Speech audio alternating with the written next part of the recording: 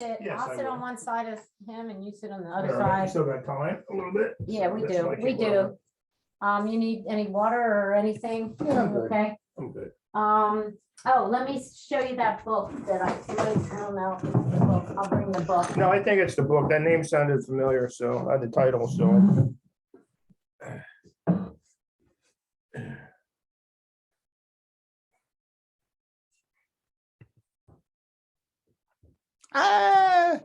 Hey, look, there's Steve. How'd that happen? What was that question I sent to you? That kid had one more. Well, that's what it question on was. Facebook. That's the book. That's Yes. the book. Yes, that's the book. So what was that? I forget the I question. looked online a short while ago and I found out the author's name, so I sent that to the kids, so. Oh, okay, Yeah. okay, because I did copy That- some. Yeah, that was the book where I got a lot. Pages. of- Oh, shoot, where's his, I don't know what to do with it. no, hang on. Hold on. Oh boy, hold on. I got it. I'll just print this out. Oh, don't make me crazy. Is Kevin on? He's got time. You got like. Oh, he's supposed to, 15 minutes. yeah. We told him 2:47.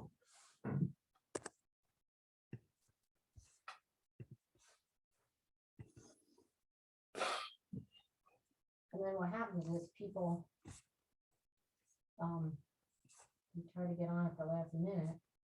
Mm. was active in the local militia and was proud of his service in the Northwest Indian Wars. Her grandfather had served in the Revolutionary War. And so the Barton family helped the poor in the community of North Oxford. So this idea of service was something that she was exposed to from an early age. You know, her brother fell from a barn roof when she was about 11, and she served him. She took care of him, nursed him for a period of 2 years in this very dedicated way. And he recovered. He regained his health and was able to live a normal life after that devastating accident. Imagine how that put an imprint on her. She served him in a devoted way, and the rewards were real. He went and was able to live normally. Let me say, got it to this. It's so I can. All right, here she is. This is the earliest picture we have of her. She's 29 years old, and she had been a school teacher now for more than a decade in her native Massachusetts. She had followed her siblings' footprints and had become good at teaching school and had enjoyed it. She had overcome this very shy nature to really be successful. But at this point, at 29, she's wanting to learn more herself. She was wanting to find a school, find a college that would welcome her. She wanted to break away from Massachusetts, break away from her family a little bit and see more of America than Massachusetts. And so she climbs a train and it takes her to New Jersey. And it takes her to New York, Clinton, New York. And she studies here at the Clinton Liberal Institute. And it was a thrill. She thought everything was bigger. She thought the sky was bigger, the trees, the buildings. It was exciting, you know, it was a new thing for her to do. And she took in all the studies that she could. She enjoyed the library. She made a good friend at college. Her friend's name was Mary Norton. And when Clara Barton's mother passed away, Mary Norton invited Clara Barton to come and stay with her family in Hightstown, New Jersey. And she did that. She went to Hightstown and she stayed there for a while and then decided to move on her own to Bordentown, New Jersey. And there she saw that there was a need for public schools, that she saw on a Wednesday and a Thursday that there were school-aged kids roaming the streets, not in school because their parents weren't able to pay the subscriptions for the subscription schools that were operating. And Clara Barton, as you all know, I'm sure, was interested in starting a public school and talked to the officials of the town and persuaded them that she was up to this challenge. She offered to teach for free for a period if they let her give it a try. And they find this building, and on the first day there are 6 kids, and she had to sell them on this school by lunch and then send them send them away at lunchtime with the hope that they would come back. And they did come back, and they brought some more kids with them. And on the next day, there were more kids. And as the town was noticing this success, they were realizing that they should invest in this, that they would need a bigger building the next year and additional teachers. And so they made those arrangements. And when looking for someone to lead this larger school, they didn't choose to hire Clara Barton to be the principal of this school that would now hold 600 students. They were sure that a man should hold that more responsible position because that was the custom of the time. And they paid the man that they chose more than twice the amount that they had paid Clara Barton. And while she may have expected that to happen, it was a hurtful development. And so soon she decides to leave that school, to leave New Jersey, to leave school teaching, but she had started the first public school in New Jersey. And where did she go when she left New Jersey? She didn't go back to where she came from like she could have. She didn't go to Massachusetts. She came to Washington, D.C. Why did she do that? She had a sister here. She wanted to be near the Library of Congress and take some time to enjoy its collection. She wanted to be in a warmer climate. And so she came to DC and she went to her congressional representative, who was also a distant relative of hers. She went to him about finding a job. She wanted him to help her find a job. And he took her to Charles Mason, who was the Commissioner of Patents at the United States Patent Office. And the idea of the introduction was that Clara Barton might become a governess to Mr. Mason's family and work in his home and take care of his children. But it turned out that Mr. Mason was a forward-thinking government leader. He was willing to hire her to be a clerk at the Patent Office. And that makes Clara Barton one of the first women to work for the federal government. And she worked in that building that we're looking at, which is today the National Portrait Gallery, part of the Smithsonian near Gallery Place Metro Station. And there is a portrait of Clara Barton in the Portrait Gallery. But at that time, it was the Patent Office, and Clara Barton worked in that building, but she was not welcomed by the men that she worked alongside. They spat tobacco juice at her. They were harassing to her. And so she endured that discrimination and continued to work at the Patent Office. And while she worked there, she would often go to this building. She would sit down in the audience of the Capitol and she would watch government work. She would watch politicians debate. As this country was getting closer and closer to a civil war, Clara Barton was living in our nation's capital. She was a bright lady. She was unattached. She was civic-minded, and she was following events closely. When the attack on Fort Sumter in South Carolina started the war, President Abraham Lincoln responded by calling for volunteers. From all over the North, he asked for troops to assemble themselves in towns and cities and then make their way to Washington, D.C., to train up for this war and to protect Washington from the Confederacy. And some of the first men that happened to answer Lincoln's call came from Massachusetts. They were the 6th Massachusetts.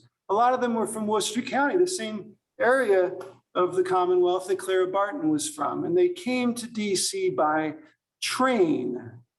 When they got as far as Baltimore, Maryland on the 19th of April, they simply had to change trains. They had to get off of one train and then walk through Baltimore streets to another set of tracks and another train. And as they walked, people threw rocks at them. People pushed them. People yelled at them. People shot guns. There were a lot of people living in Baltimore who sympathized with the Confederacy and were upset that Lincoln had called in these soldiers. And so now these Massachusetts boys who had just joined up, a lot of them had never been out of Massachusetts before, are hurt and have lost their things. And then they have to climb that train and complete their journey into Washington, D.C. And when they arrive in Washington, they start to discover that the Army isn't fully ready for them, that they're not prepared for this kind of violence and let alone housing all these men in the best possible way. And so Clara Barton heard the news of these riots come over the wires into DC, and she wanted to meet these men and see if she could help them. And she did, and she could. And she found that she knew some of those men. as former students of hers. She taught them, imagine that, when they're 8 and 10 years old, and now she sees them as grown-up soldiers. And she can help them, and so she wants to.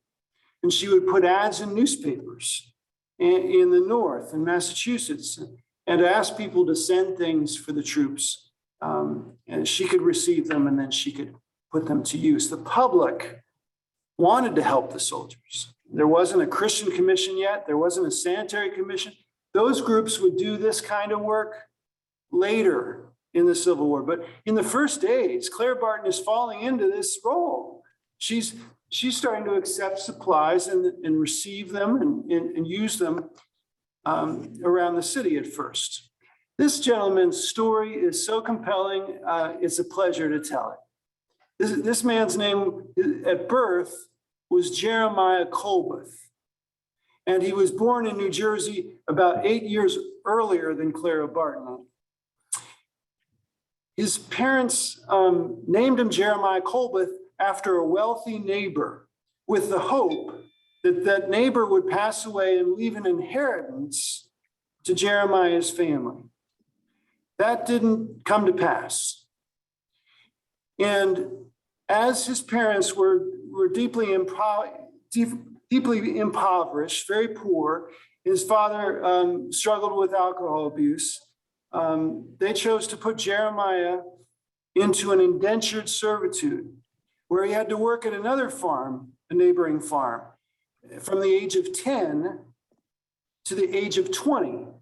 He had to labor on that farm, and the proceeds, of course, went to his parents. Now, at 20 years of age, he's free. He's no longer an indentured servant, and he walks to Massachusetts, and he becomes an apprentice shoemaker. And he learns the trade, and he starts to have his own business. The little shoe shop that he worked in is still there in North Massachusetts. And he develops this business, and it gets to the point where he has 100 employees and is successful. But at that point, he's worked himself to the bone.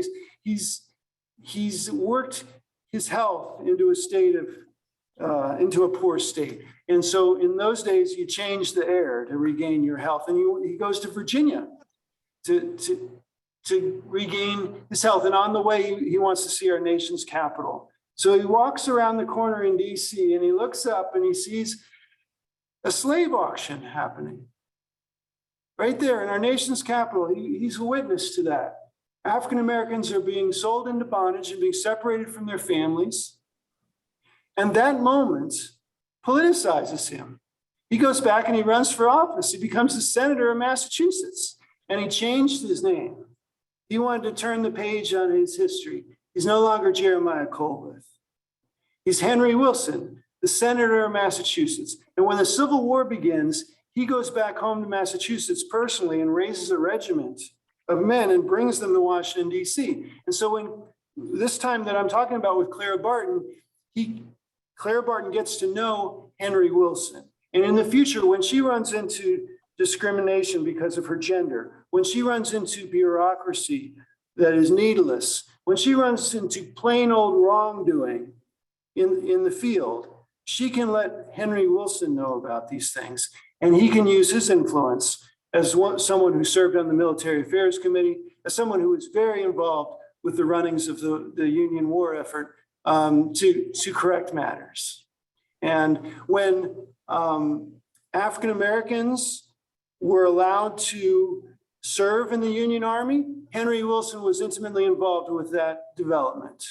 When African American soldiers were given the same pay as white soldiers, Henry Wilson was intimately involved with that development. And when slavery was outlawed in Washington, D.C., it was Henry Wilson that made that happen. When Ulysses S. Grant becomes the president of the United States, Henry Wilson becomes the vice president of the United States. Someone who had such a terrible childhood went on to do that. And so Clara Barton received supplies. She put calls in newspapers and people responded. She filled 3 warehouses, and then she wants to take things to the field. After the Battle of First Manassas, she realizes that these things that she now has, they're needed out there in the field. And she goes to the quartermaster, Daniel Rucker, and persuades him to give her permission. And she would go to Fredericksburg and Petersburg and South Mountain. She would go to Antietam and survive the day of September 17, when so many men didn't. And a bullet went through her sleeve and killed the man that she was nursing at Antietam. And so that was very heroic service. If you've seen the movie Glory with Matthew Broderick and Denzel Washington, you remember how the 54th U.S. colored troops stormed that fort very valiantly. And Clara Barton was there, and she wrote something down about what she thought. She said, "I can never forget the patient bravery with which they endured their wounds received in the cruel assault upon Wagner. As hour after hour they lay in the wet sands, just back of the growling guns, waiting their turn for the knife or the splint and bandage, not a murmur, scarce a groan, but ever that patient upturning of their great dark eyes to your face in utter silence, which kept one constantly wondering if they knew all they had done and were doing. And whenever I met one who was giving his life out with his blood, I could not forbear hastening to tell him, lest he die in ignorance of the truth, that he was the soldier of freedom that he had sought to be, and that the world, as well as heaven, would so record it." So Clara Barton, by serving throughout the Civil War, really becomes a heroine, becomes a public figure that people write about, this woman who did this work.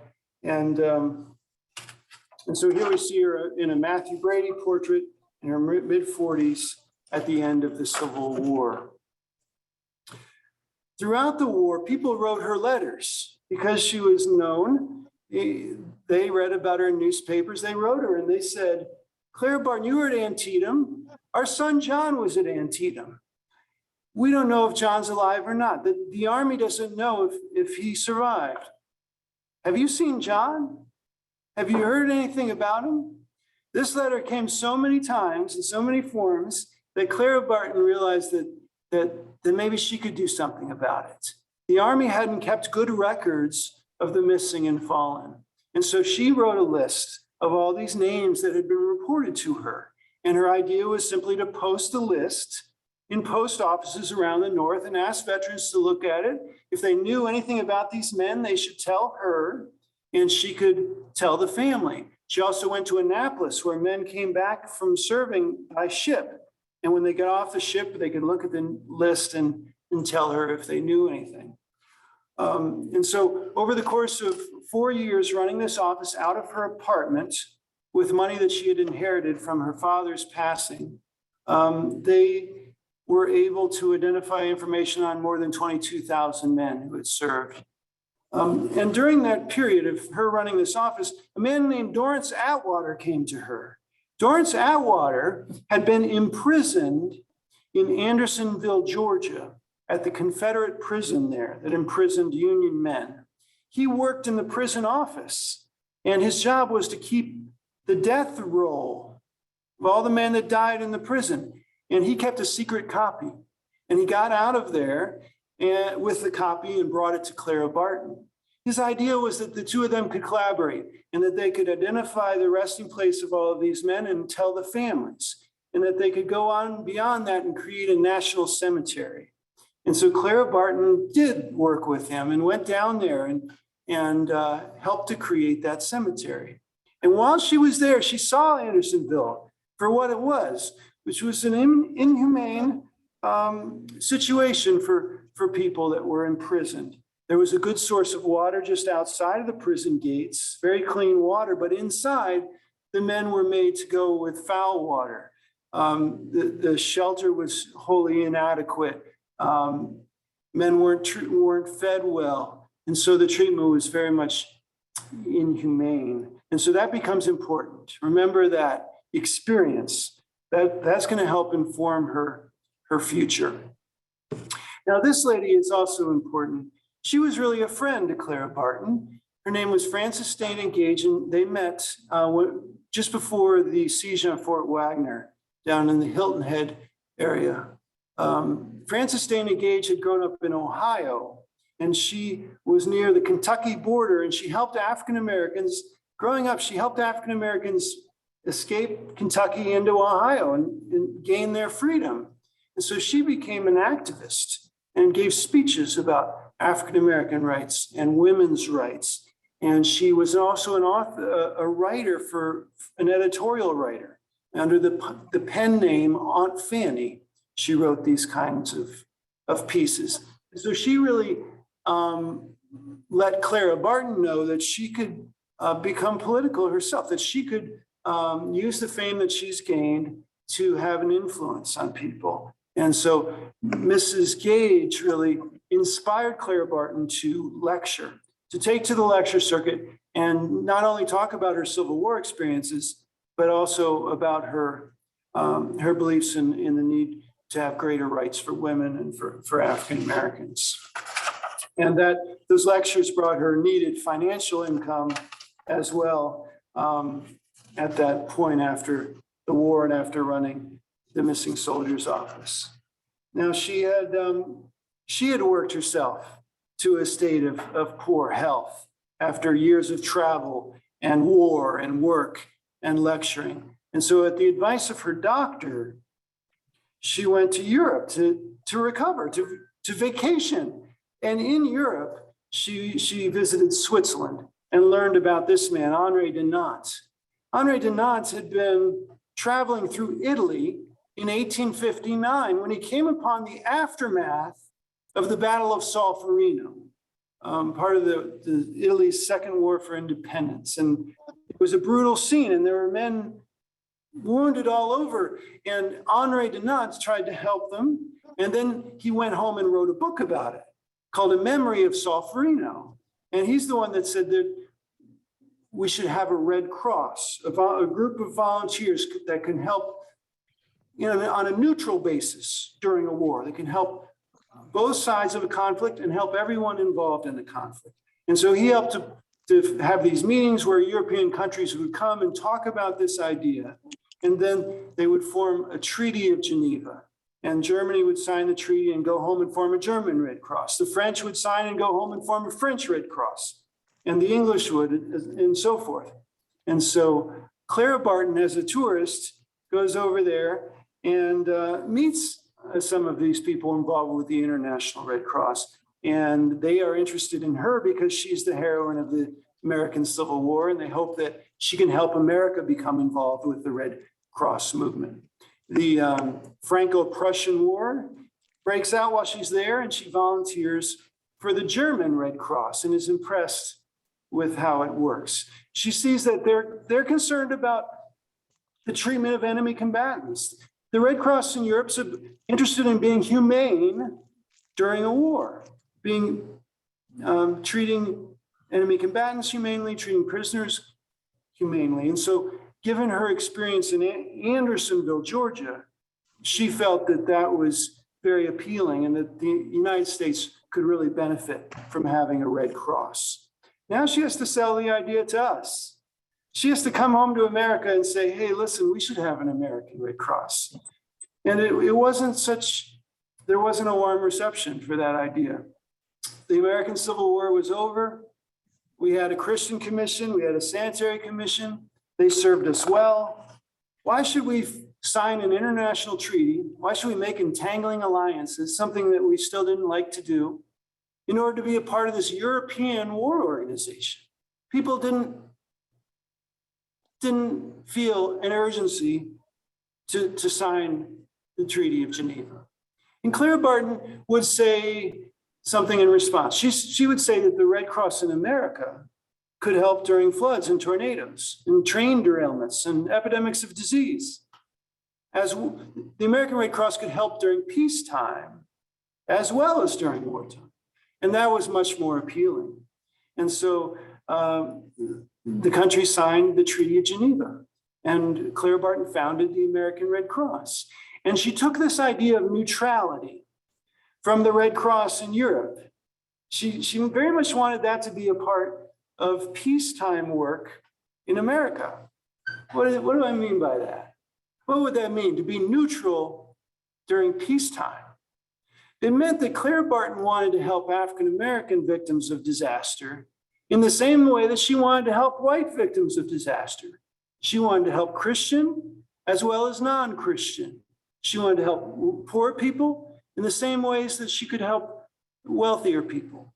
She wanted to help women, men, and so forth. Neutrality, that was her idea for the American Red Cross. Now, this is the building that I work at in Glen Echo, Maryland, and it was Clara Barton's home for the last 15 years of her life, and there she is in the middle, looking at us. That building is 14,500 square feet. It's a big building. And there are 10 bedrooms on the second floor for Red Cross volunteers who live there with her. There are more than 50 closets that held disaster relief supplies. There's a vault behind the corner closest to us that held $3,000. If they learned about a tornado on a Sunday and the bank was closed, they didn't have to wait for the bank to open. They had the money, they had the personnel, they had the supplies. They could load the wagons, go to trains. The Galveston hurricane of 1900 was responded to from that house. The Spanish-American War in Cuba was responded to from that house. It's like a firehouse for the American Red Cross.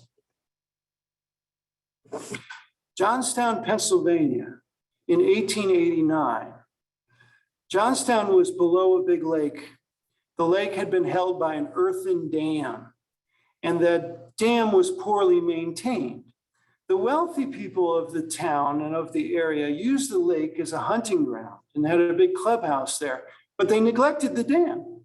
They didn't take good care of it. And after years of neglect and after days of rain, it failed. And this flood devastated the community of Johnstown, which was largely white, middle-class residents, working class residents. And this was a big story. And there was a big response to this effort. The Johnstown effort was responded to by the American Red Cross. Quickly, they would build shelters, 6 of them, that would house the homeless. Those shelters were the basis for the design of the building that we have here in Glen Echo. There are rooms all the way around, and then in the center, a big hallway. The hallway could be a dining hall for the people of Johnstown. So Clara Barton was able to focus on these shelters because there was really a lot of other people responding to the Johnstown flood as well. There was the Pittsburgh Children's AIDS Society responding to this. The state militia responded, the Yellow Cross, the Philadelphia Red Cross chapter with 40 doctors responded. Politicians formed a Johnstown Flood Relief Commission and gave a lot of money to responding to the American Red Cross. The American Red Cross depended on the Associated Press to get the word out about disasters. People would read newspapers about these disasters and read that the American Red Cross was responding. They could give money to support the Red Cross's work. That's how it worked. And it worked very well in Johnstown because this story was a good story, and people that read newspapers really related to the victims and related to what needed to be done and wanted to help. And so that was successful. In contrast to that, the Johnstown effort, which brought such great credit to the American Red Cross and was their first really big test. This disaster in Sea Island, South Carolina happened a couple years later, 1893, when a big sea wave came in the middle of the night and devastated thousands of African-American residents. Formerly enslaved African-Americans lived on Sea Island, South Carolina, and they were poor. And as a result of them being African-American and poor and different, there was also a gala culture there because it was an island, they were isolated, and they developed their own Creole language, an Africanized form of English. And so they were very much different than normal Americans, and therefore there was bias against them, and they didn't get the same treatment as people did in Johnstown. So Clara Barton's goal was to treat African-American victims in the same way that white victims were treated, but it became very challenging in Sea Islands. The disaster, the flood, the hurricane was not even reported in the newspaper for 52 days after the storm happened.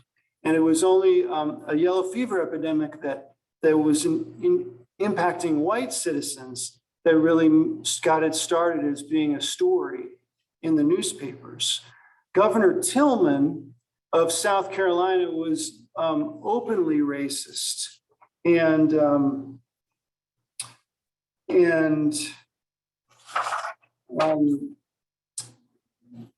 did not respond to this disaster.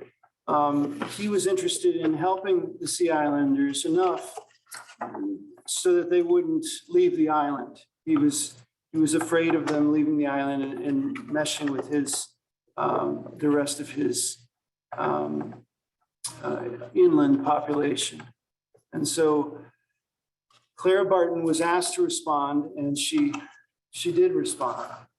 But she said, it's a great undertaking to feed, clothe, work, doctor, and nurse 30,000 human beings for 8 months, and do it all upon charity, gathered as one goes along. And the Red Cross was 12 volunteers, and 3 doctors and a nurse. There was a depression of 1893 that impacted donations, and it was wintertime. So the Northeast, where most of the donations came from, was depressed and going through a difficult winter. So it was harder to get donations. But they sent out lots of letters and appealed, and they were able to do good work in Sea Islands and leave the place and the people there better off than they had been before the storm. But it showed that Clara Barton and the American Red Cross didn't exist in a vacuum, that they depended on local government and the media to be successful in their work. Here we find Clara Barton in front of her Glen Echo home around the time she resigned from the organization she had led for 23 years. There had been 18 major efforts in her 23 years. They'd gone to Turkey to help victims of a massacre in Armenia, a massacre of Armenians.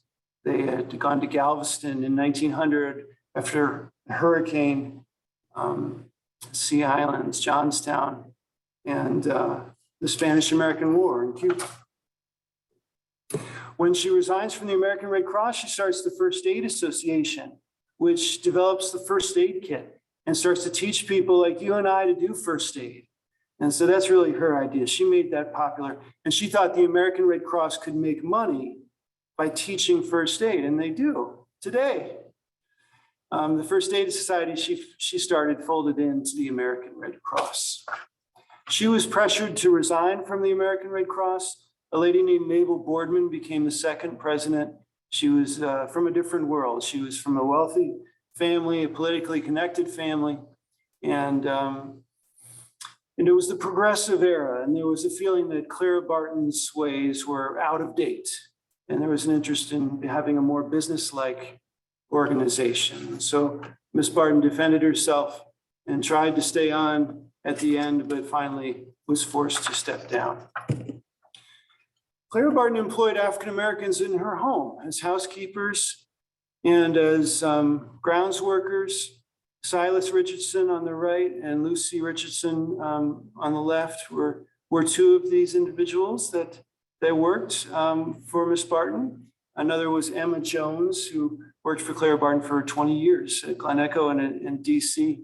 Recently learned a lot more about these workers and the community that they were a part of. Just down MacArthur Boulevard from us, there was this African-American community called Gibson Grove that was started by formerly enslaved African-Americans. Sarah Gibson and her husband, Robert Gibson, they had been separated because of slavery and were reunited at a church in DC. And they started living in this community, Gibson Grove, and more people lived with them. And there was a church there, Gibson Grove AME Zion Church. And in addition to that, the community had a benevolent society called Sons of Moses. And people paid into this benevolent society membership.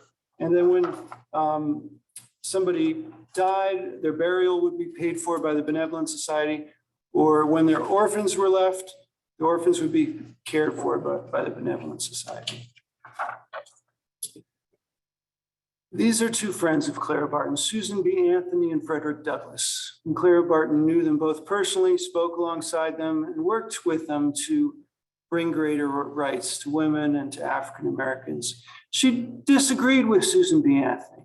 Clara Barton thought that African Americans should gain the vote before women. She thought that they needed it more than women did. And so she worked at that. You know, Clara Barton never had the vote herself. She lived through 23 presidencies in her 90-year life. She knew some of the presidents. She could walk the halls of Congress and work to bring greater rights to, walk the halls of Congress and successfully get us to sign the Treaty of Geneva, but she couldn't vote. So she helped to change that along with Susan B. Anthony. She died in her bedroom in 1912, 3 days before the Titanic sank.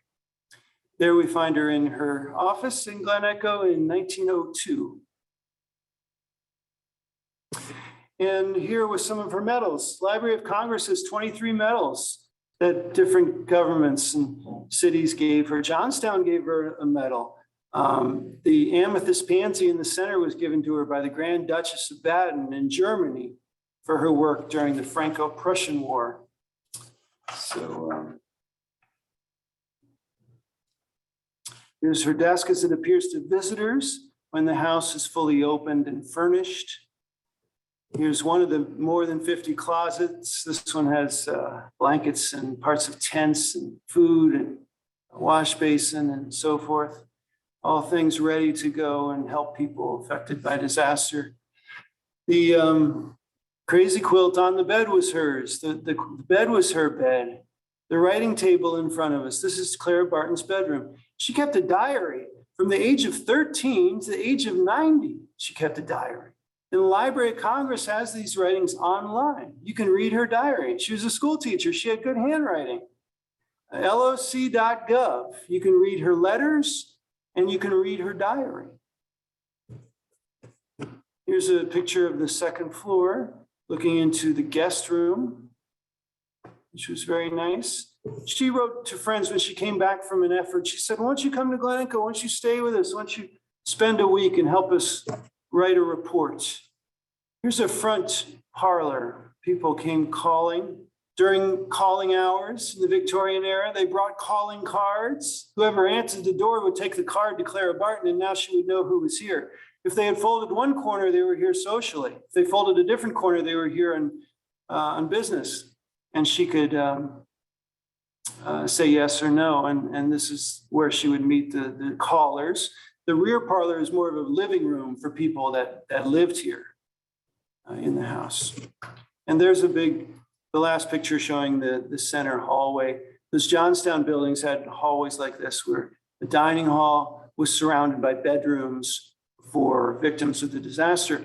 And this was, surrounded by bedrooms for volunteers and for guests. Clara Barton liked living in this house. This was, she said, all seems so home-like and spring-like in Glen Echo. I wonder what could draw me away again. She was drawn away again and again throughout her life, and she came to live here when she was 75. She went to Galveston when she was 78. And so people come to this house and they're inspired by the service that she rendered and by the ways that she was a citizen, even in a time when women were not welcome to do so many of the things that she did. She took it upon herself to serve in the ways that she did, and she's a real inspiration. So on her 200th birthday, it's a very good thing to focus on her story. And with that, I will stop talking and hope that you have some questions.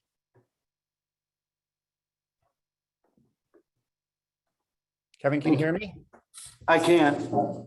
So thank you very much. That was a fantastic presentation.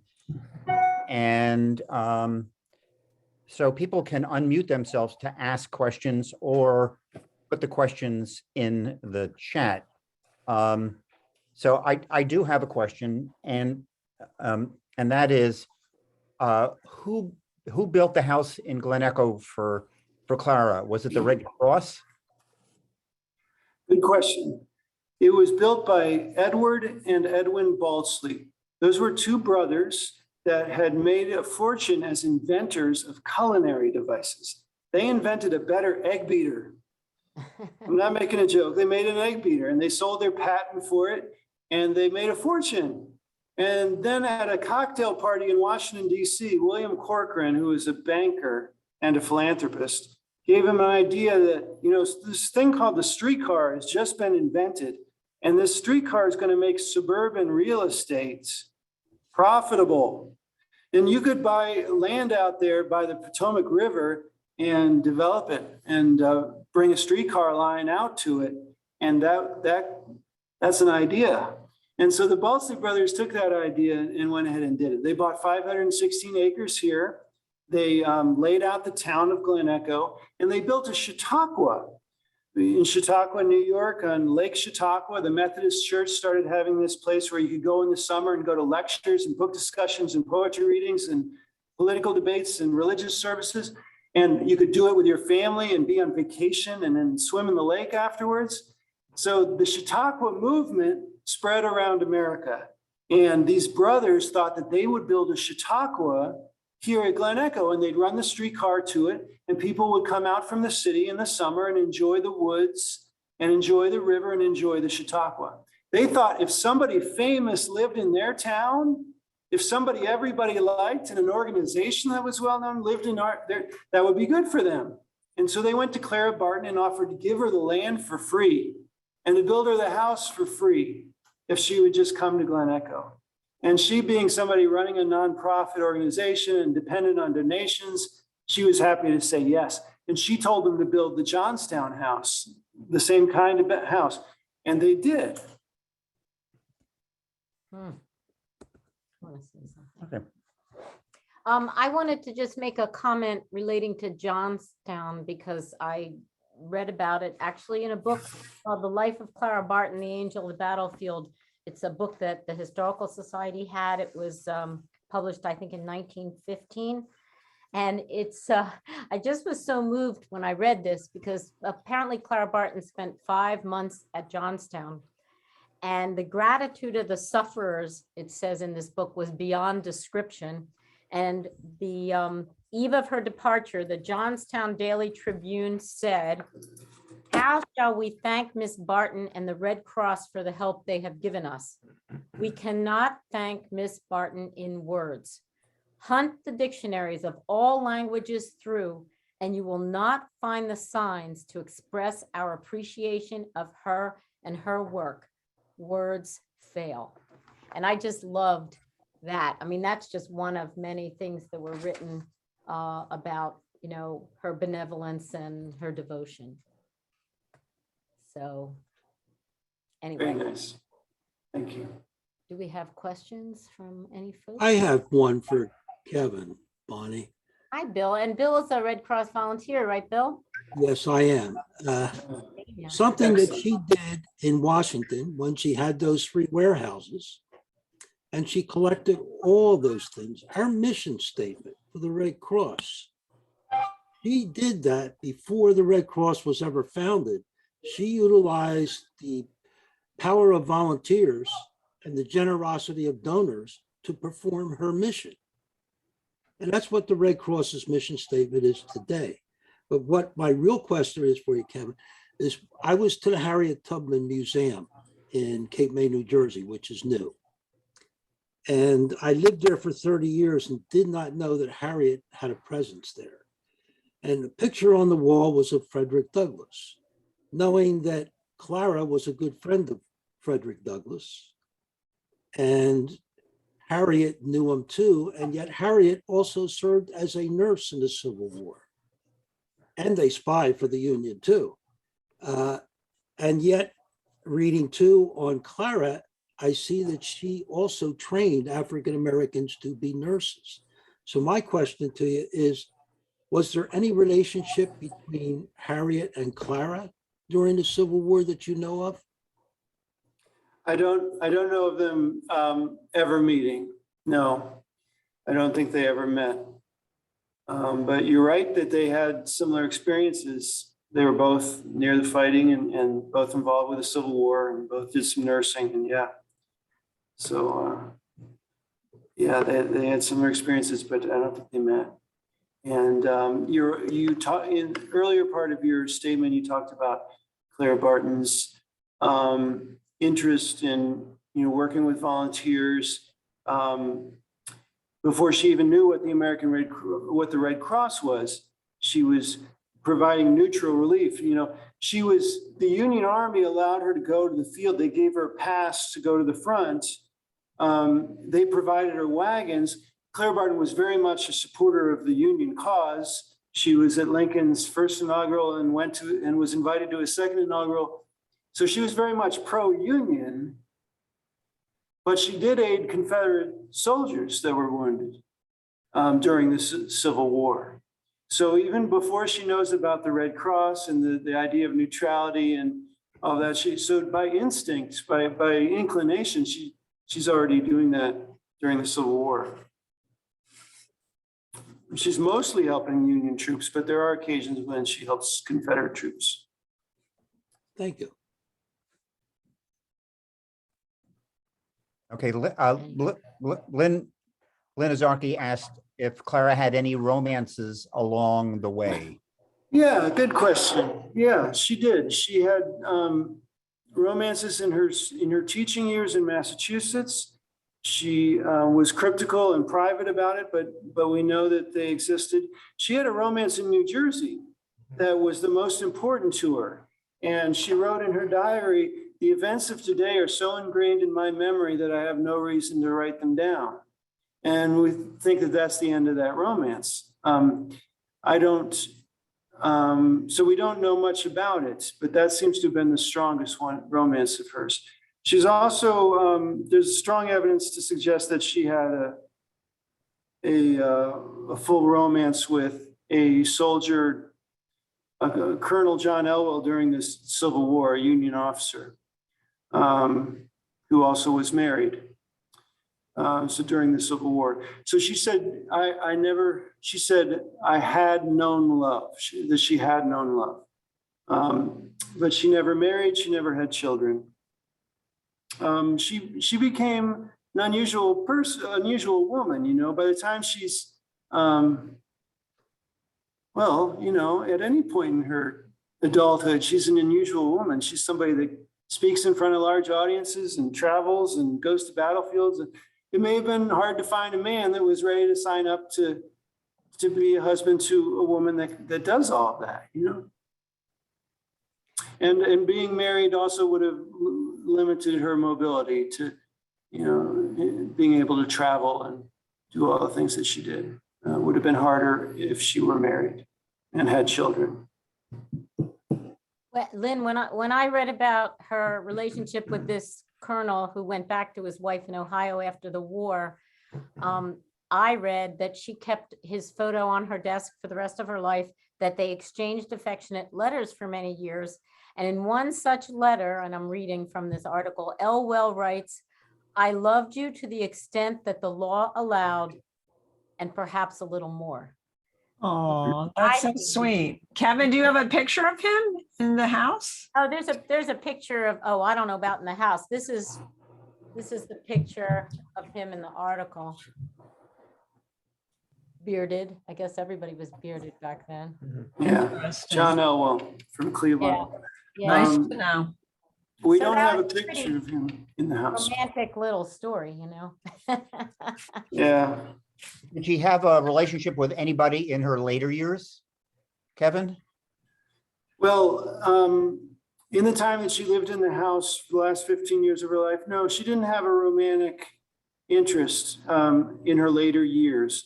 She had emotional relationship with Dr. Julian Hubble. He was the chief field agent for the American Red Cross for the whole time that Clara Barton was the president. He was her right-hand man, and he was 25 years younger than she was. He was from Iowa, and he grew up during the Civil War reading stories about this figure, Clara Barton. And then he became a teacher of natural sciences at a seminary in Dansville, New York. When Clara Barton went to Europe and vacationed and learned about the Red Cross in Europe, she went over there to recover from exhaustion, right? But she goes over there and works herself to poor health again, and then comes back to America and decides to check herself into a sanitarium in Dansville, New York. And they offered her fresh air and rest and good food, and she got better in the sanitarium, and then started living in a house in Dansville, New York. And then she went and did a speaking engagement at the Dansville Seminary and spoke to the students, and Dr. Hubble was there as a teacher of natural sciences, and he wasn't a doctor, he was just Mr. Hubble. And he got to know her and know of her idea to form a Red Cross in America. And she had been told, if you're going to have a Red Cross, you're going to need a medical doctor to work with. And so she asked him if he would become a medical doctor and then work with her as the chief field agent. And he said he would. So he went to medical school and became a medical doctor, and then served as the chief field agent for the 23 years that Clara Barton was the president. So their relationship it's not sexual, but it's intimate and it's dependent. She depends on him to do, she depends on him professionally to operate as the way she operates.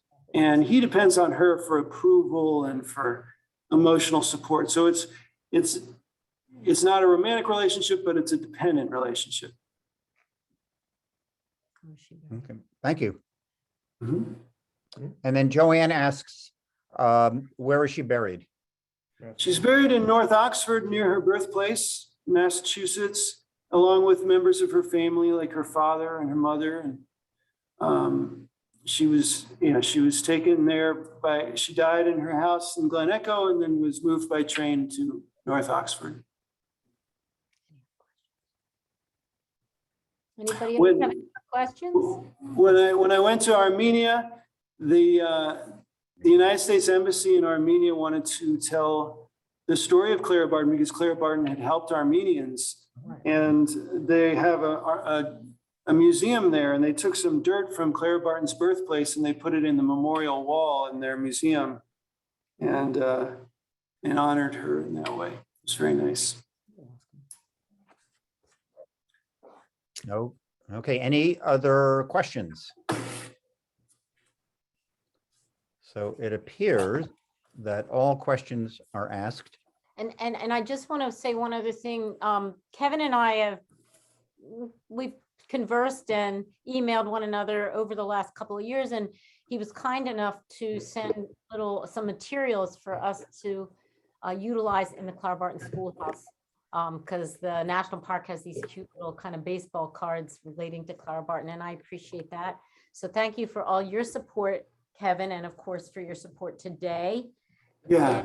And, you were going to mention about the video. Yeah, I need to mention that. In honor of the 200th birthday, we've asked different Clara Barton related groups, such as the Bordentown Historical Society, to do a little video to pay tribute to the birthday. And Bordentown has graciously agreed, and their video is on our website, along with several others. So I just want to invite you to visit our website and look at the different videos that are there. They're also on our Facebook page. And then lastly, I want to mention the Clara Barton National Historic Site here is not currently open to the visiting public because of COVID and because of plans to do some roof work and electric work. But one day it will reopen, and we will welcome visitors into the house. And I hope that you'll make the trip down from Bordentown, which is about in the neighborhood of 3 hours, I think, and visit the house. I'd be happy to give you a tour. Let's talk about donations. Yeah, and Kevin, if people would like to make a donation for your presentation, where would the best place to send it be? Well, it's very nice. The donation could be made to the National Park Service in Clara Barton National Historic Site, the headquarters for the Parkway. The answer is the headquarters for the George Washington Memorial Parkway. And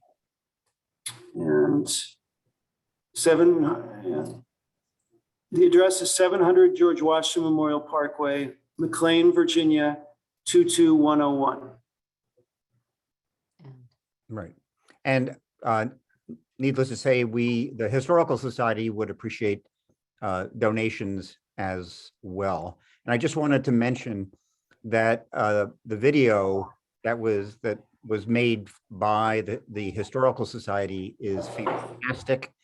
And Doug and Bonnie are featured in the video. It was done by Sharon Murray with the help of Jim Parker, and it is just an awesome video. So I strongly urge everybody to take a look at that. I agree. An incredible job. Yeah, it is very So, good. yeah, Thank you so much, Kevin. Thanks to all of our viewers. Thanks for your support and your interest.